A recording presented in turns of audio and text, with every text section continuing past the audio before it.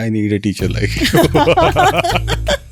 Okay, यार start किया नहीं तो आपने तो ठीक है मैं अभी start करने वाला हूँ. She also holds I'm getting nervous. Am I? Why? I'm missing out on points. We're trying to fit a circle in a square. We're asking a fish to fly. That's where we are going wrong. Students are not answering wrong. The questions are asked in a wrong way. The questions are going wrong. So I asked them, please give me an algorithm of how to make a single cup of tea. You want to make ginger, masala, whatever. You make it. 99% of the people, they forget to put on the flame. Being the customer, I'll say just 1 cup. But you being the coder need to understand what does that cup mean in terms of milliliters or a liter or whatever. So when people were asked to write their resume, they used to write problem solver. Industry is not looking for problem solver at all. They're looking for solution seekers. Right. So let's have that multi-dimensional approach and sharpen your skill so that you outshine. Not outshine from others, but outshine by yourself what you were yesterday. Maybe perplexed yesterday, but very much clear today. Hello and welcome to yet another episode of Pine Talks, where we empower futures by inspiring knowledge and guiding values. Our today's guest is Dr. Charul Jain, a Post-Doctorate holder in Sustainable Development and Global Employability. She is a Dean of Student Welfare and she also holds a Master Trainer's certification from the Government of India. Dr. Jain, thank you so much for joining us today for this discussion. My pleasure, Prateek. Thank you. Before we start the discussion, I'm sure whatever I said could not do justice to the achievements that you have in your life. Can you please give us a small background about your career progression and your current profession? Prateek, thank you so much, first of all, for having me here. And achievements are yet to make. I'm in the process, what I believe totally. I started my journey around 22 years back, and I was always being termed as student-centric faculty. Mm-hmm. So as Kalam sir also mentioned, if he would have a choice of being called as a scientist, a professor, a teacher, or a president, he would always choose to be known as a teacher. So that is what even I follow. I love to be called as a teacher more than anything else. Having the postdoctorate coming from Sydney, it was majorly a contribution towards the global employability skills, and which I aligned towards the global sustainable goals given by United Nations. So that's there. Going backwards, I did my PhD, which was again into satisfaction, organization development, commitment, and that I kept on practicing with the companies as well, again on the global platforms. And I was very much honored and blessed to have my mentors even from abroad, like Gordon Menry, David Ware, Henry Ford, these people, even so many professors coming from abroad who have written the books and thoughts and, theorems. So having been there, have got an opportunity to learn from them. So that has given the kick of starting the career somewhere. So yes, as a journey, I've been able to train a lot of students, gain confidence of parents, have been able to give them the path of their employability skills at a global level, in various domains of management, engineering, sciences, even pharmacy, even arts, even psychology. So sky is the limit. So that's how I've been doing it since last 22 years, and the journey is on. Oh, 22 years is a very long time. And talking about being in the education sector in last 22 years, what changes have you seen happening in the Indian education sector? And when we talk about the education policy, the national education policy, which was again reworked, I think in 2020, if I'm not wrong. Yes. So how is that being incorporated? And just an open-ended question for you about this. That's a lovely question. I think everybody must know about it and take the best benefits coming from there. One of the curious example is when a student does a BSc, he can do it in 4 years rather than of 3 years. And then after completion of 4 years, he becomes eligible for his PhD all of it together. Okay. Now, if a rough language from a parent's perspective, what I want to see, what my kid would be doing and eligible after 4 years, this is an answer.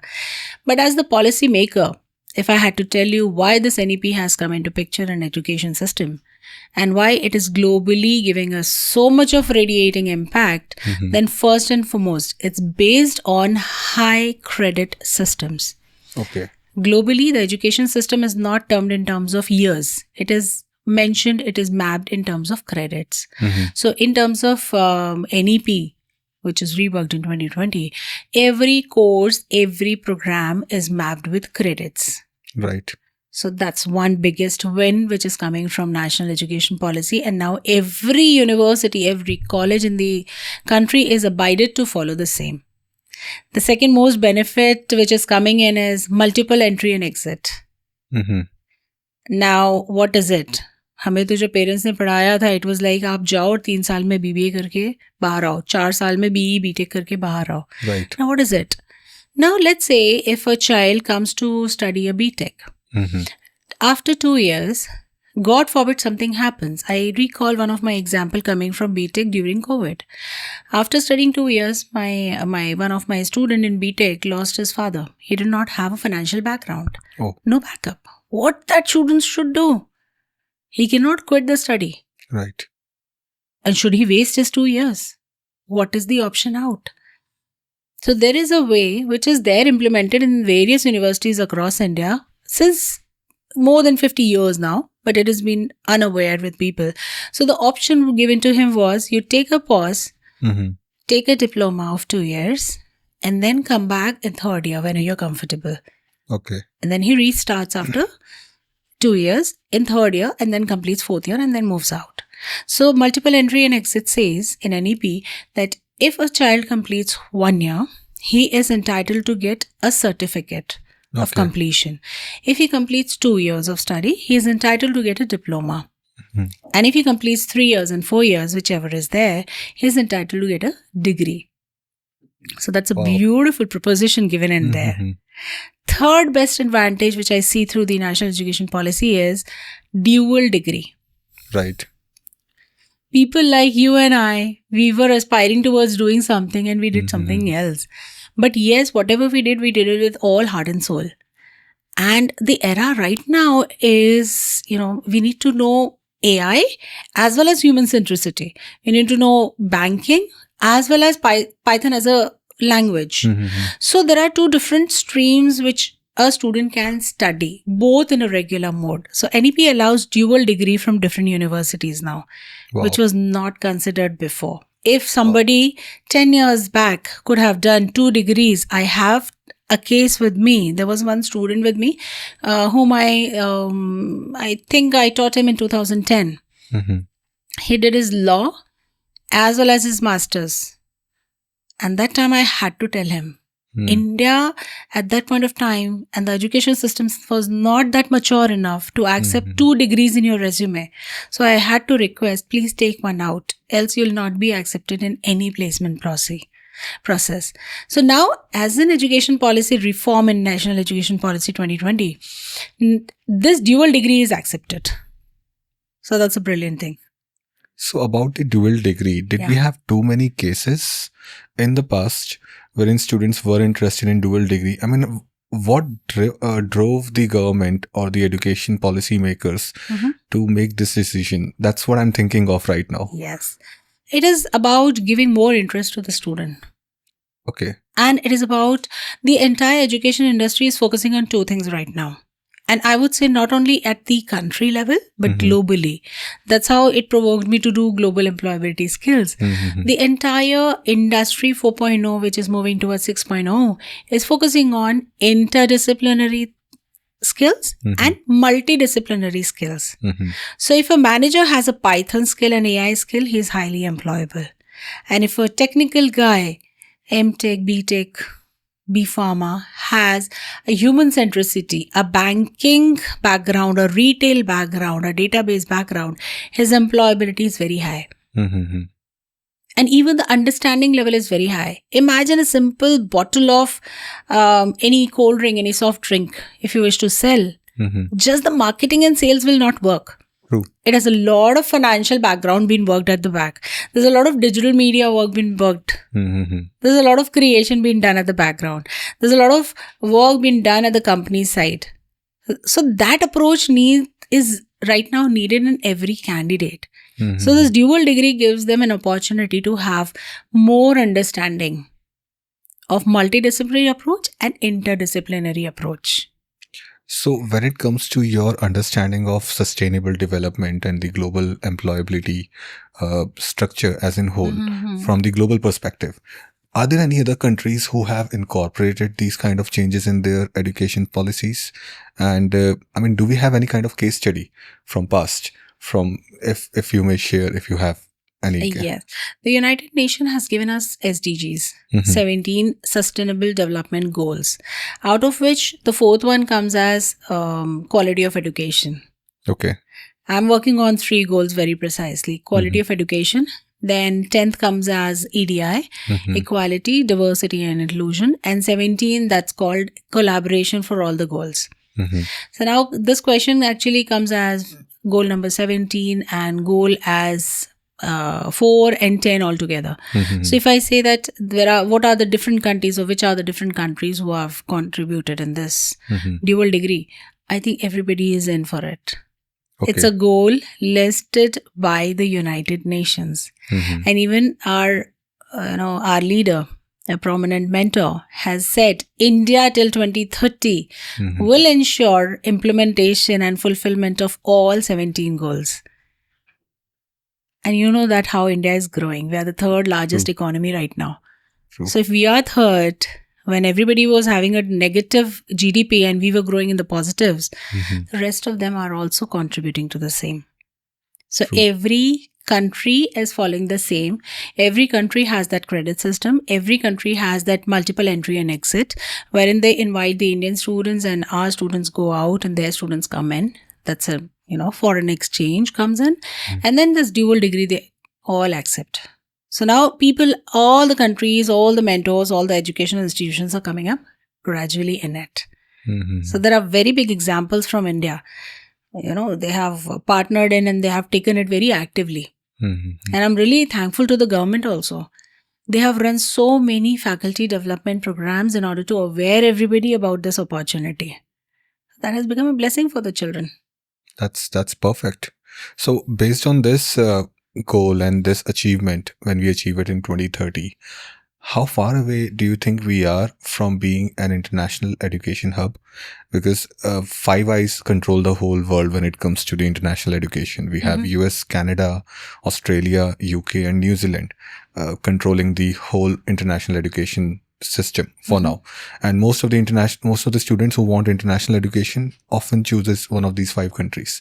And very few students go for European Union or any other non-English speaking countries. So based on these kind of education policy changes and based on how India is developing the future for the future generations, how far away are we from being a part of this international education map in a way?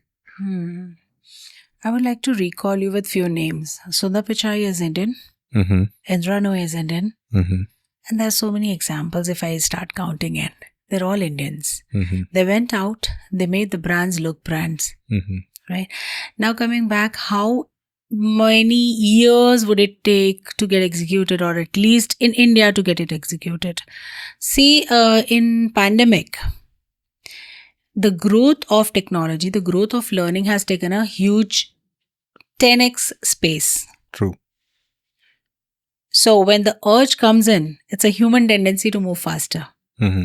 So I think this is an urge which is coming out whole soul as a universe, educational universe, I would rather say. So I don't see it more than 10 years. In less than 10 years, India is going to have one of the top academic institution and universities of the globe. If you want, I can write you somewhere that India will have one of the top QS rankers. And people would love to travel from abroad to India. There are ample amount of students whom I talk and say, whom I have already trained.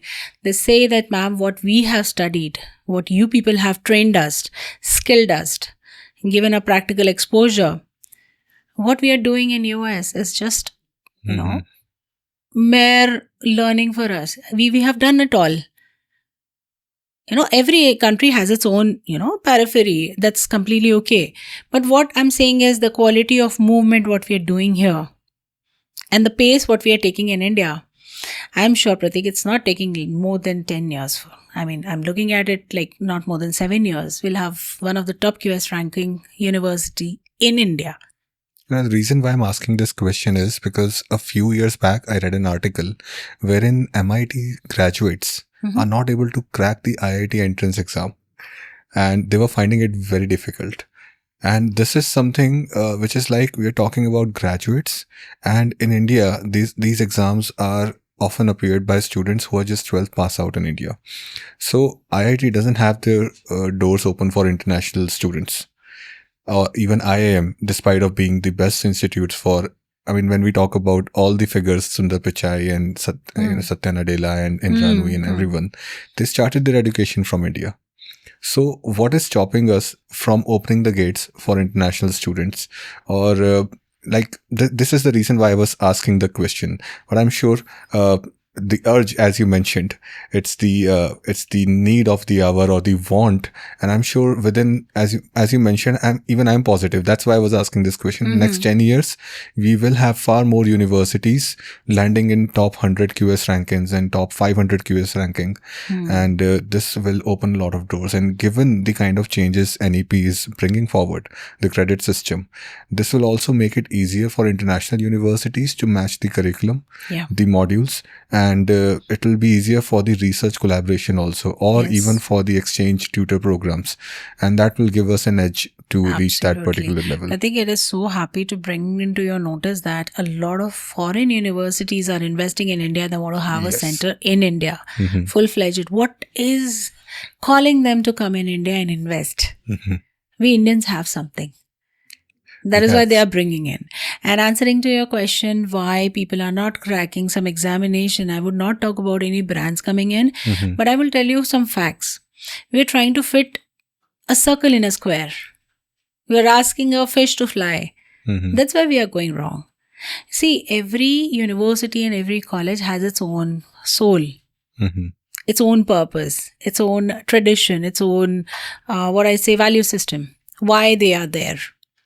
If you call why Tata was running, it has a value system differently. If you talk about Reliance, if you talk about PepsiCo, if you talk about any brand, they have their value system very differently defined. Same applies to the education institutions. So they're all independent and equal to each other. But the only difference is we need to understand whether these students who are applying and trying to crack the examinations, are they willing to? There has to be a perfect match. True. That's where people fail.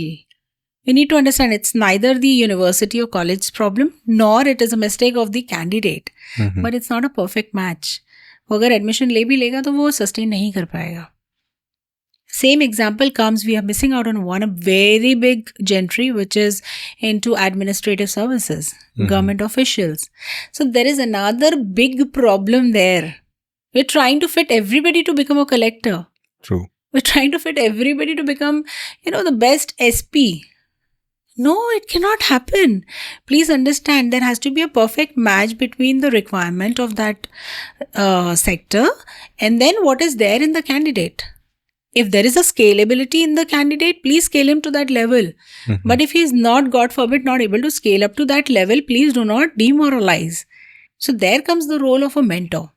To shape the career, to give them a counseling and to train them that what exactly is meant for you and what are the booming areas.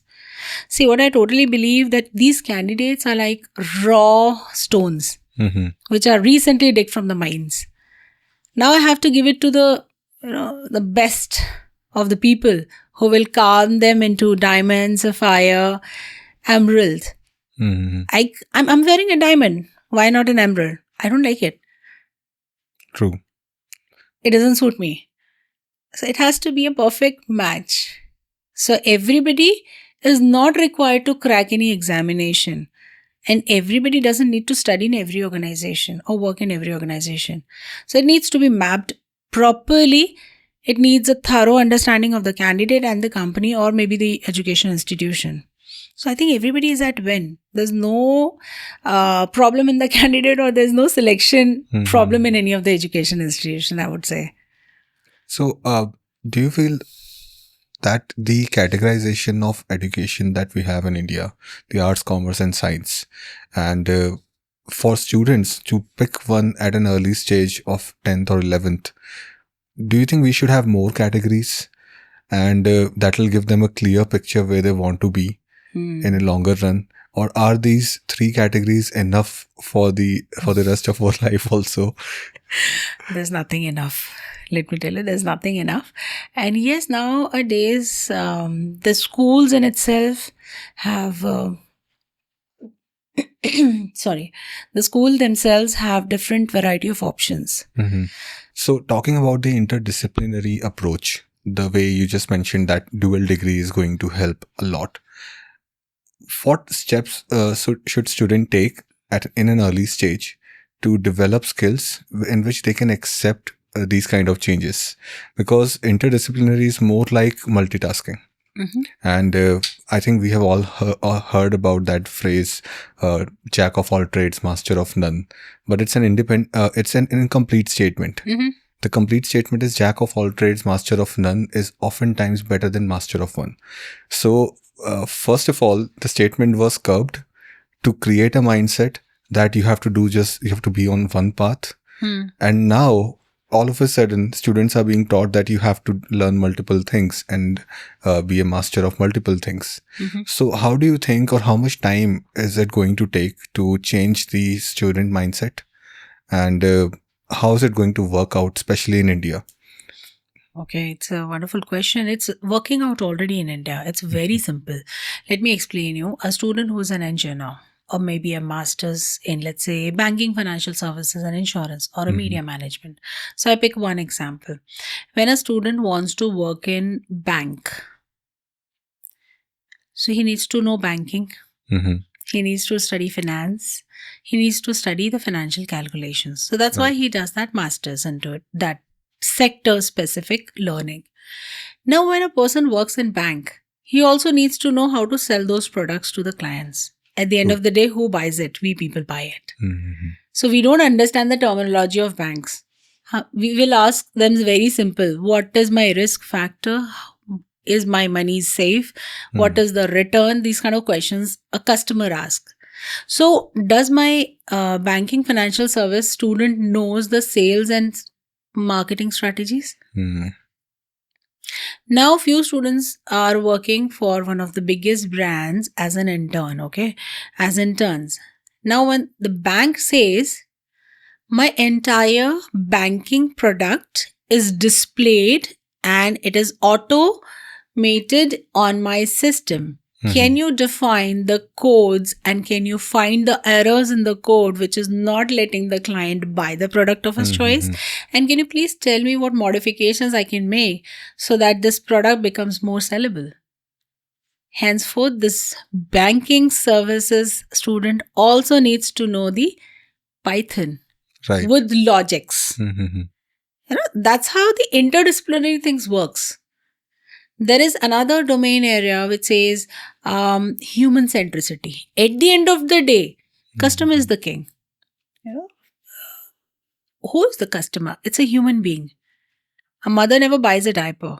Or nowadays the trend has changed. The father buys the diaper and brings it. The child never buys it. He is the consumer. So now, similarly, education loan has been used for the child, taken by father but supported by mother. And now, does my BFSI MBA banking student understand this fact? Does he has that customer centricity, those human values? So interdisciplinary means the student who is studying that core subject, yes, that is his stream, but he needs to understand the banking services are not only applicable only to the banking sector. Right. Media doesn't have a banking portfolio, please tell me. It has a big portfolio. If I say PwC doesn't have, it has a banking portfolio. Similarly, even Barclays has a marketing team. So they need to have this interdisciplinary approach in their mindset. That I am doing banking, but this banking is applicable everywhere. Just let's take an example of Amul. How many hoardings they have? Not even 1,000 across India. How are they managing? They don't need to. How it has come up as a branding? They don't have financial officers. True. They don't have budgets. They don't have marketing team. They don't have sellers. They don't have logistics. Now this banker or maybe the financial expert sitting for them. And Amol, he needs to understand all these aspects. So interdisciplinary approach says you are expert in one domain, but you need to understand the application of that domain in all other relevant areas. Mm-hmm. That is why the industry 4.0 and moving to a 6.0 is preferring people who have multiple dimensional approach. So they are looking for one more thing, which I'll tell you. They're looking for predictive analysis. Right. If I invest 1 rupee, how much my business will grow in coming future. So that's your answer. I mean, everybody is looking for multidisciplinary approach, interdisciplinary approach, and they expect predictive analytics from each candidate. Whether it comes from an engineer, completely okay. And whether it comes from a management person, completely okay. They want logics. Simple. It has been a story with me that when I have been seeing that my MBA student is qualifying with a BTech student. Mm-hmm. Completely okay. I think it's also the need of the hour. Yes. And let's see how long it sustains and how long we actually work with the multidisciplinary or interdisciplinary approach. Because till now, a bank used to hire an IT professional to work on codes. They used to hire a sales manager to work on sales. And now if everyone is doing everything, the things are going to change. It's not about everybody doing everything. Banker will do banker's work only. But he needs to know if there's a fault, where is the fault? We need to solve the problem immediately. So they're no more looking for a problems solution seeker. I'm not even able to say it because it's not in my dictionary at all. So when people were asked to write their resume, they used to write problem solver. Industry is not looking for problem solver at all. They're looking for solution seekers. Right. So now this guy who has done MBA in finance or MBA in banking is not expected to make codes, but he's expected to resolve the query and bugs immediately when it comes up. There will be an IT team to make the codes, to run the process. But if something happens, he should be in a position to understand because he has the financial background. In IT company, how is it said is there's a technical consultant and there is a functional consultant. Right. So all the managers, they come as a functional consultant. But what is expected is these functional consultants should also have a little background of technical side. Similarly, the technical people should have a fair understanding of functional. If I'm a BTech guy, I'm giving you a product. I don't understand what my client is saying. How am I going to do that? I do a very small exercise with my students in BTech. I tell them, please write a logical flow. They are very fond of writing algorithms. So I ask them, please give me an algorithm of how to make a single cup of tea. You want to make ginger, masala, whatever. You make it. 99% of the people, they forget to put on the flame. They forget to put on the pan. Now imagine if they make these kind of codes. And they even forget. Ma'am, kitne logo ki chai? When I said 1 cup, they will say 1 cup. Because मैं customer हूँ. Being the customer, I'll say just 1 cup. But you being the coder need to understand what does that cup mean in terms of milliliters or a liter or whatever. So there the coder fails. So the multidisciplinary approach says even the technical people need to understand the client's understanding, what they want. True. So that is what is the meaning. Not losing your core, but understanding the other's perspective so that the work becomes easier and more impactful. It's funny, it reminds me of Amir Khan, if you have heard this story. So Amir Khan was listening to a script at Javed Akhtar's house, and this came from Shabana Azmi directly in one of her interviews. And she's like, I asked Amir, how many spoons of sugar do you want in your tea? And he's like, how big is the cup? This is the cup. How big is the spoon? Spoon, yes. He's like, this is the spoon. Okay, 1 spoon. And that's the kind of perfection we are looking for. Exactly. And that's the kind of perfection everyone is seeking. Like asking the right questions in a way.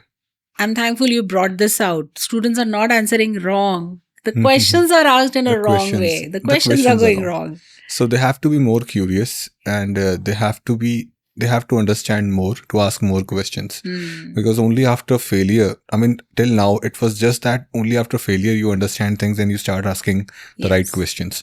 But it's if we have an idea or a perception or a different angle's perspective from a different person's point of view, you don't have to fail to ask the right questions. No, that's fine. And what we train our students is, please be prompt engineers. Mm-hmm. Prompt engineering is used in AI, but I tell you, please ask question. Even if you have a better idea than what I am selling you off, please contradict me. Nahi samajh mein aa raha hai, please ask. If you have any other option, please say. Even I'm a human brain. Mm-hmm. True. I am a product of whatever I am carrying since last 22 years of age in industry. I am a product of what past I'm taking from my family and learning and my employees and my colleagues coming there and my friend circle and my family. So I'm that product, but you are a different product altogether. Mm-hmm. So have a good conversation. So the more you ask, the more curious you be. It's perfect. You know, the brilliant, amazing thing I tell you, when I ask them to write a cup of tea, they all write with holistic confidence. And at the end of the session, I ask them, okay, you read your tea, and they read. And then I ask for an poll. How many of you think you want to have tea from the other side? Because what is going in my mind, you have not made it accordingly. So ask questions how you want it and just solve it. Simple. And I think having multidisciplinary approach will not completely solve this problem, but it'll take time to completely solve it. But it's a good start to begin with. When multidisciplinary, definitely is going to take time. But when it is backed with UN objectives, it's backed with NEP, it's backed with skill models, it's definitely going to happen in the next 10 years. That's perfect. So when it comes to implementing so many things, even the credit which will be bestowed to the student based on their learning abilities and their scoring, do you think are we ready for the digital development that is required for these kind of things? Are we digitally ready in India? Because right now we are still uploading mark sheets on the DigiLocker. We are still in process. We just came out of the Aadhaar fiasco, wherein we were just making Aadhaar cards and everything. We are still yet to figure out completely what GST is, and online digitization is, where the documents go, and is it safe to upload documents over there? We are in UPI. There's so much going on. So when it comes to education, are we digitally ready for these kind of things? We are in process. This credit mapping, and you're correct, we are still uploading the mark sheets on DigiLockers and everything.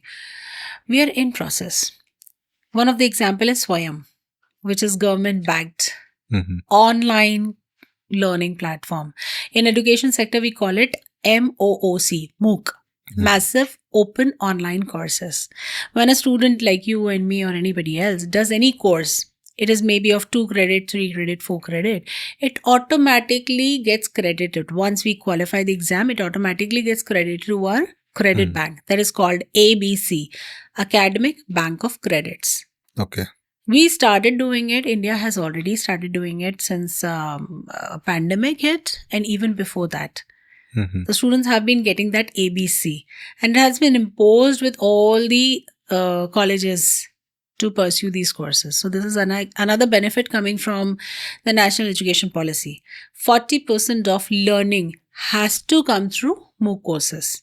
Okay, online courses. Online courses. So these courses have to ensure that these credits are mapped in ABC, Academic Bank of Credit. So whosoever prepares an online curriculum, they need to map it with ABC. SWAYAM is one of the best examples. So we are in process. And again, I would repeat, we are in process and we are thinking very vigilantly. And this NEP has given the 6 point that now 40% of learning has to come through MOOC. And these credits again have to map in the curriculum. And when a student gets mark sheet every semester and transcript at the end of the program, it will be all mapped through online and offline. So imagine if a student after 3 or 4 years wants to go abroad, he has everything. Everything digitized and ready for them. Everything. If somebody wants to come from there, here, we know credit mapping becomes easier. Now, let us also understand why is it being done. That is called course mapping. Right. you are a technical guy, you want to join, let's say, BBA. How should I accept you in my second year? Mm-hmm. How should I take a lateral entry in second year when the courses were not mapped? It doesn't justify whatever you studied in technical in first year. Mm-hmm. I have a different list of subjects in BBA first year. It doesn't Mm-hmm. map at all. So this credit system is going to be very helpful in letting the students have multiple entry exits and moving frequently abroad in India. So entire industry, entire pool of students across the globe will forget the concept of being a Canadian or Australian or European or Indian. It is going to be just the student. Mm-hmm. So that process is already on. So it is definitely going to happen. Yes, it's going to take time, but it is happening. So when we say that 40% of courses will be online courses, Mhm. okay, how are we going to maintain the sanctity of these courses, and how are they going to be the authentic course? I mean, the authenticity of whether the student has attended the course or not, and like how are universities or the education system in India going to handle the hackers and people who can easily get into the system and just log in and stay away from the keyboard for like 2 hours 3 hours, and these are more like CBT, computer based training, that we have done in past in organizations and jobs and everything. And what we used to do is just open it for 2 hours because there's a requirement for 2 hours, and then someone else can come and answer the questions and we are done with it. It was just a kind of barrier that we had to cross to land that particular job. So how are we going to address these kind of things? Are the I cameras going understand to where be you're open? coming up. There are three simple points. First, let us understand we have built the computer system. Computer system hasn't built up the human brain. The second, yes, there have been people who have been doing this. And third, maintaining the sanctity. When we build these kind of courses which are mapped with ABC, that is Academic Bank of Credit, then these courses are mapped in a way that they have week-wise quizzes. And these quizzes are completely based on the sessions which have been recorded. Okay. So if I have not seen it, I'll not be able to qualify. And if I'm not qualifying or missing any one quiz also, I'll not be able to qualify the exam at all. I may write an exam. For example, if I'm taking 2 credit course, which is almost, let's say, 1 credit equals 15 hours. So 2 credit comes up to be like, hardly 8 weeks of time, gradually. So 30 hours. So if I have taken that course, it will give me 4 different quizzes, which will be based on different video lectures. So I have to listen, I have to qualify. So let's take an example. If I have not given any of the quizzes and I enroll for examination, doesn't matter if I have qualified 80% in examination, but I have missed out on the internal quiz, I'm failed. That's perfect. So that's why I go back to my first point. Human has built the computer and the brain, but it is not the reverse. System has not generated human. So you have taken good care, because once upon a time, even we were students. So it has been well maintained. Student gives quizzes on the basis of the sessions being heard, and then it gets accumulated in the final examination. And then from there is a segregation, how much he qualifies from the, different test at different point of time, and from the end term test, which he gives at the center. So that compiles together, then he gets qualified. That sounds perfect. I'm relieved. And this also reminds me of one thing. I'm sure this question has never come across, and this just struck my mind just now. How far away are we from employing AI teachers in schools or in colleges? Do you think this is ever going to happen in future? Like artificial intelligence based teachers and professors. 2007-8, the smartphones started. I feel that government were using, and these organizations have been using these phones for good 10-15 years before they give it to us. So ये चीज ना और भी ज़्यादा scary है, because if in the early stage we are seeing videos like this, Now I'm questioning each and every video that I have seen in past 10 years, especially the government videos, the political press conferences which were online, anything that was online. Because if it's real time, if there are press people sitting over here, the journalist and everyone, and if both of us are being in the press conference, then it's real time. We cannot fake it out. But if it's online, I cannot believe it. I mean, I'm questioning this. And I think I would take it on the other side. Mhm. Through these kind of havoc which is AI creating, it's a mental havoc. Mhm. So so these kind of mental havoc which AI is creating, it is giving more room for increasing the trust among people. True.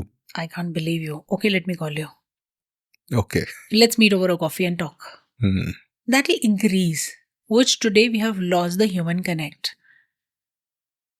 We have become the prisoners of WhatsApp, bottom universities. Mhm. Happy birthday. आपको याद है बहुत पहले हम लोग हर festival पे card भेजा करते थे. Mhm. Kids have forgotten completely. If you ask a kid who was born after 2010, आप उसको स्टैम्प दिखाओगे, they'll be like, what is this? Yeah. Postage stamp. Postal stamp. They will not be able to recognize it. And there was this social experiment. I mean, these kind of social experiments keep on happening. And there are a lot of videos online where kids are shown a telephone, you know, a dial wala telephone back from 1980s. And they're like, we don't know what this is. Or they were shown an audio tape, cassette.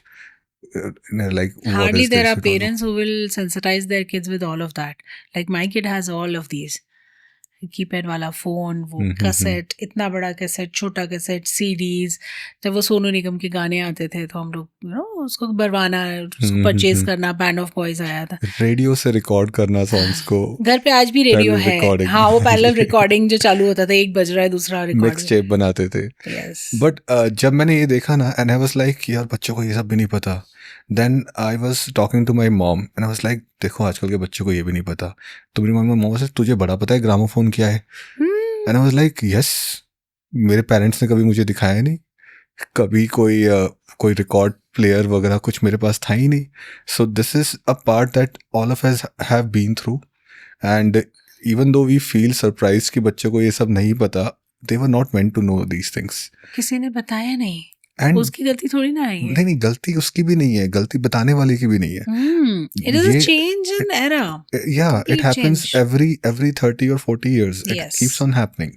जब CDs आई थी तो cassettes गायब हो गई थी. जब digital media आ गया, iPod आया तो CDs गायब हो गई. Even though CDs. Do you even remember those diskettes we used? Which one? The disc we used to slit in the CPU. I remember floppy disk. Floppy disk. I even forgot I still have floppy disk at home. So I kept everything, and my son looks after this. Okay, pen drive. Today he was, running behind my pen drive. Right now we are just on cloud, so you can do anything. But pen drives I kept. We have floppy disk. We have CD.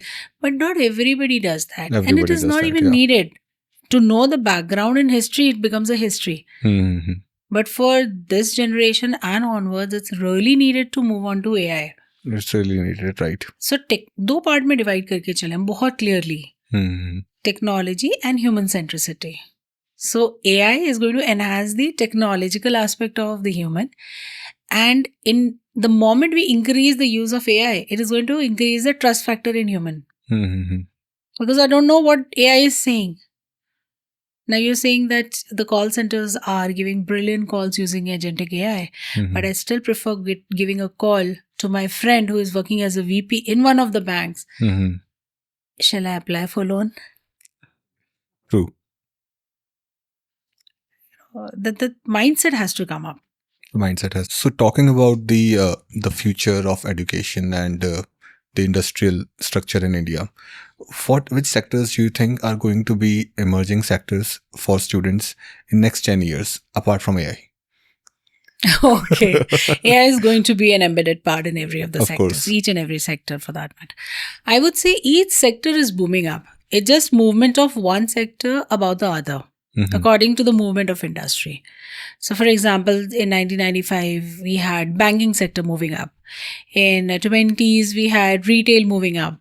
Right. Then there was a flow in 2000 where everybody wanted to study computers. So it is a movement.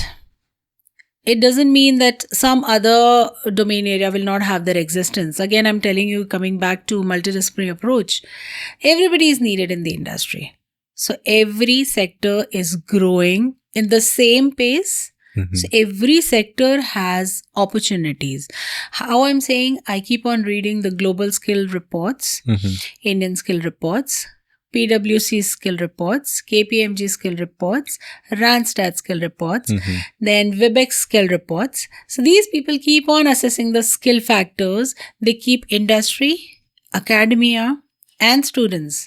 And then they assess. These all reports have been saying there is a huge amount of scope for every sector to grow, and there's a requirement of every gentleman candidate to get inside any of the organization.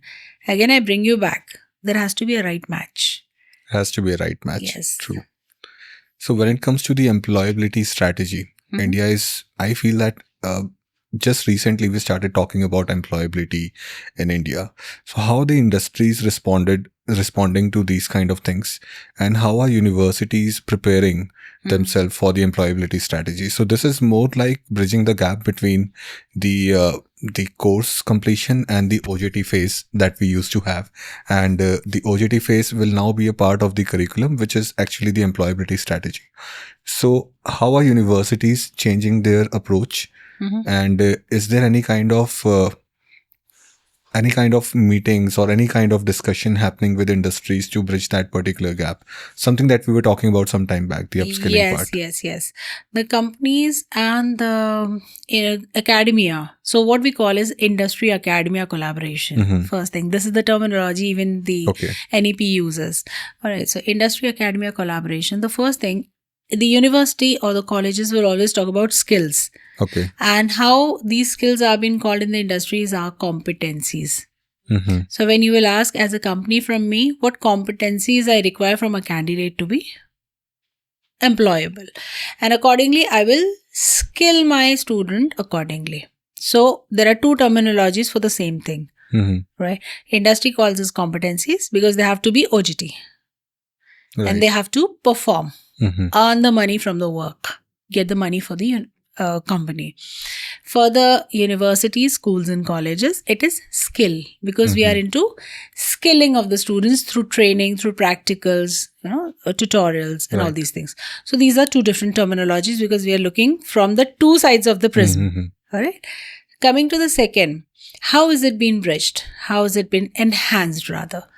So these industry people are on the board of curriculum development committees. Okay. So what happens? The industry tells us the competencies they would require. Maybe technical, maybe soft, maybe emotional, whatever. So they will tell us as an academia that we want the next candidate to come from this side. And the industry is moving in this direction. Right. So they are on the board. And it's again mandate from UGC, NEP. Every university needs to have industry people in their academic board. For all segments. Yes, from all the segments. So the company tells us what are the requirements. We as education institutions, academia, we incorporate those ideas and reframe the entire curriculum. And then we train the student. So it's like reverse engineering. If you belong to an engineering background, so we work in reverse engineering that way. Right. So you tell us what you want, we train and give it back to you. So this is what you want, I train, I give it back to you. So that's the second answer. Third, what you were saying, the student who is already learning, how do we ensure that it is ready for industry? That is the meaning of employability skills. The student who has studied recently becomes billable from the day one. Right. If he comes to me as a recorder or maybe a video recorder, he should be in a position to give me the clear, crisp, edited video from the day one. I don't have bandwidth to train him for like months and months. Right. Gone are the days when companies used to keep people on 6 months bench. Gone are the days. So for that, the universities have started with a beautiful model, which one of the universities is already doing since ages. They have internships incorporated in their curriculum, which is again mapped with credits. Mm-hmm. No escape. Okay. No breaks. Student studies for first year, goes to the internship, compulsory, given by the university or college, Mm-hmm. shortlisted through proper interview process. Imagine. Comes back, defend, earn the credits, then move to the second year. Complete second year, again go for internship, Mm-hmm. come back, defend, earn the credits, then move on. That's wonderful. I mean, that So- is actually needed, and it took us so long to actually reach here. But I mean, it's better late than never. Yeah, it's happening. And all these are again backed with credits. Mm-hmm. So imagine if a student studying 3 years of degree has gone out for, let's say, 2 to 4 and 6, 10 months. So he has already got interviewed with almost 3 companies, Mm-hmm. already worked with 3 different companies. So when it comes to the final placements, he's ready. Mhm. That's perfect. And that actually makes me think about the next question Yeah, please. that I'm not ready with, because these conversations are so enriching. I'm actually losing out on the questions that I had in mind, and I have to keep referring to my phone. So we have actually spoken about the emerging sectors, the employability gaps that student had, and cultivating essential soft skills, why they are important with the multidisciplinary approach. And yeah, so there's a lot that we have already discussed, and it's almost 10. I don't want to keep you waiting for a very long time. And I hope this discussion was eventful for you too, as much as it was for me. Yes, of course. I actually got to know the other side of the story. Mhm. But I'm so much engrossed. Tomorrow when you come, I might be speaking to the students also. So I always want to know the other side of the story. Mhm. People like you, me, others, we are the, landing pages True. for the youngsters, for the youths. So these landing pages means they will come to us to ask questions. Mhm. So the more I resonate to share the views and more proactive, futuristic decision making, I think it'll be reactive towards. I think I want to create that triple effect. Mhm. So it was even more interesting for me also to know that still see a person who is coming from Delhi, a Mhm. person who has lived in Mumbai, one of the tier 1 cities, both are tier 1 cities, both are, high paced cities. Still, if that spark has come, oh, really, we are still there. Mhm. That's an eye opener for me because my student from Indore has said it several times. Ma'am, Mumbai mein hoga ya nahi hoga? Am I comparable to that? Am I global? So I say that yes, it is. Because what we are mapping you is not local. We are mapping you global. So learn local, but go global. True. And my excitement and my surprise was not towards the changes that are happening. Yeah, sure. It was more like I'm glad to know that these things are happening on a pan India level and not just on a regional level. Of course. Because when you go to tier 1 cities, people are self-driven and they have no other choice but to thrive. Either they thrive or they go back to their hometown. Very true. I mean, this is what I've seen in Bombay. This is what I've seen in Delhi. So either you survive, it's more like survival of the fittest. And now when the government and the education policies are giving us the tools to survive better, and that's all the more interesting and exciting to see what the next 10 years hold when it comes to the education structure in India, when it comes to the student quality that we are going to get in next 10 years. And eventually, of course, all of this is going to contribute in the industrial development and the GDP that we were talking about earlier. I'm glad to have the perspective which you gave it to me, because for me, the perspective which you gave is coming from all the students who are trying to move abroad. That is again a student exchange. So there's perspective coming in between, which is again my domain area into skilling. Then the second thing which you have given to me is the industrial perspective. directly coming in from there. And Mhm. thirdly, now in our age, we are becoming the mentors for the youngsters. Mhm. So how it needs to resonate. Even we can't be saying I'm not technology apt. Mhm. I have a havoc in my mind that technology would take away my job. No, it cannot be. I just Right. share one case study with you. I sent one of my student, and I'm also into consulting and management development programs. Mhm. So whenever I do that, I ensure that relevant student from my either of the batches become the coordinator for that. So they get a direct experience. So when I was doing this MDP for one of the banks, Mhm. so almost 30 VPs and AVPs came. Okay. Again, it was on technology. Imagine person who has worked for 20 years, 30 years, then again thriving to learn AI. Mhm. When we did that MDP, we closed it for the day and two. Student came running to me. Mhm. Ma'am, I was so scared.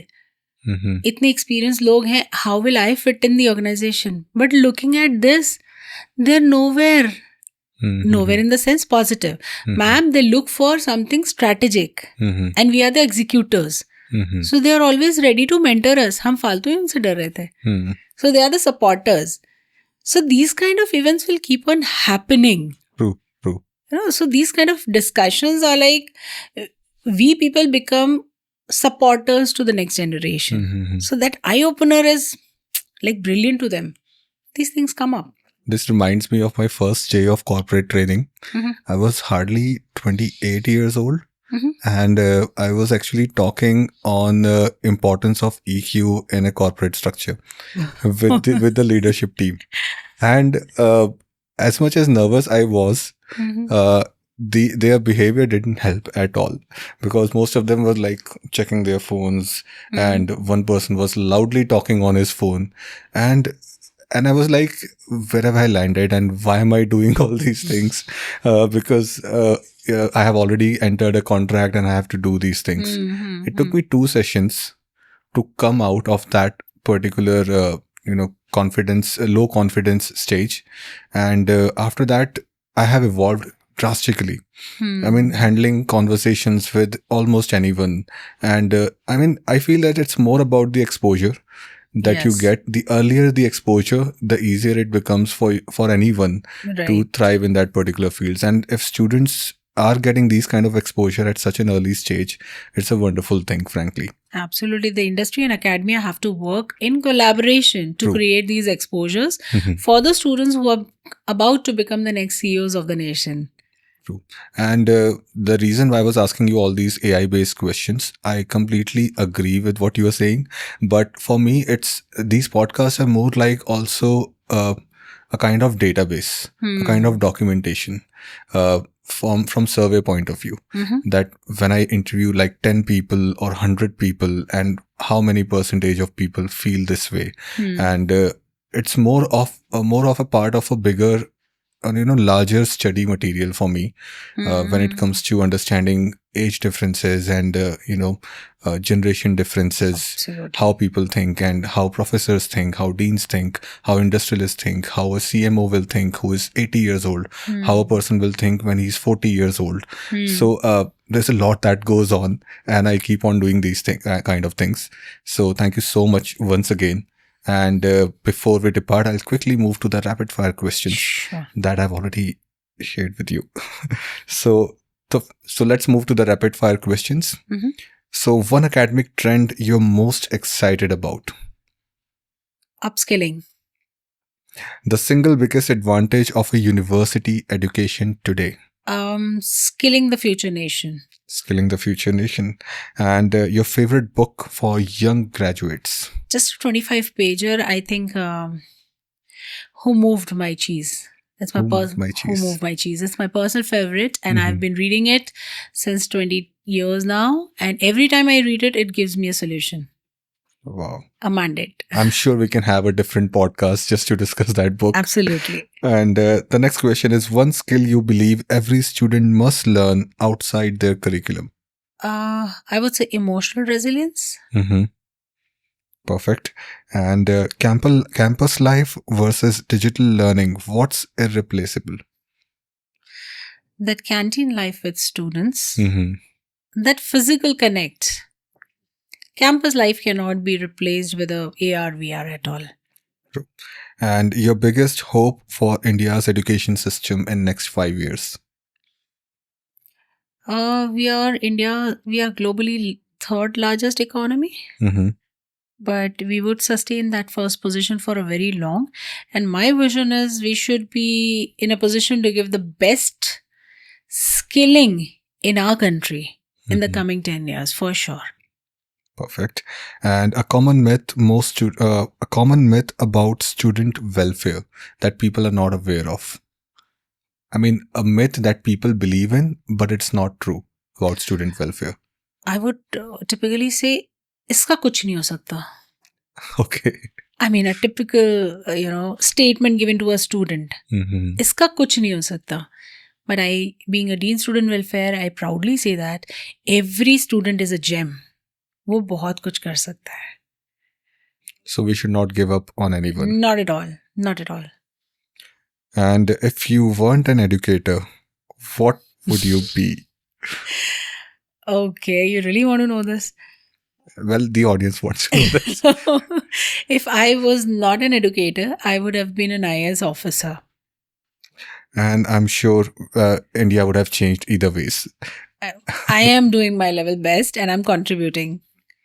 So one word that describes the ideal graduate of tomorrow or the ideal student of tomorrow. It's very difficult to run them in one word, Mhm. but they are the future.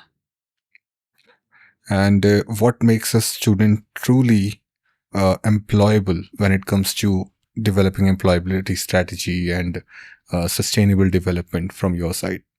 Competencies. Perfect. So you have passed the test. Thank you so And much. rapid fire was really interesting. Thank you so much, Dr. Jain, Dr. Charul Jain, for joining us in this discussion. Before we depart, is there any message that you want to give out to the audience, the students and the working professionals who are watching our podcast? Yes, Prateek, there is a message which I want to give to all. Never lose the hope and have that positive mindset. Just one statement which I'll try and give, Mhm. few pointers rather. We often have been taught to solve the problem, Mhm. but please start thinking from the solution perspective. When we say solve the problem, first we are looking for the problem and then we are solving it. Mhm. Rather change the perspective completely, look for solution and then move on. So the mindset has to go.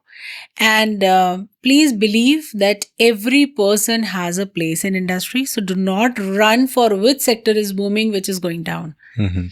Every person has a place in industry and every single student has a unique competency. So please, being a mentor, teacher, academician, industry, family, whatever you are, please try to mentor the child Mhm. and create that trust in him. You are special. You have that one skill which nobody else has. So let's have that multidimensional approach and sharpen your skill so that you outshine. Not outshine from others, but outshine by yourself what you were yesterday. Mhm. Maybe perplexed yesterday, but very much clear today. True. True. So these things I want to give to all the parents. Thank you so much once again, Dr. Charul Jain. And thank you so much for watching our podcast. So the message for today is you can fit and don't give up and just find the right competencies that you have. Find your strength and work towards it. Work towards improving it every day. And of course, you'll reach the truest potential of your life. Absolutely. Thank you so much, Dr. Charul. Once Thank you again. so much, Prateek. Thank you. Career Matlab. Fine.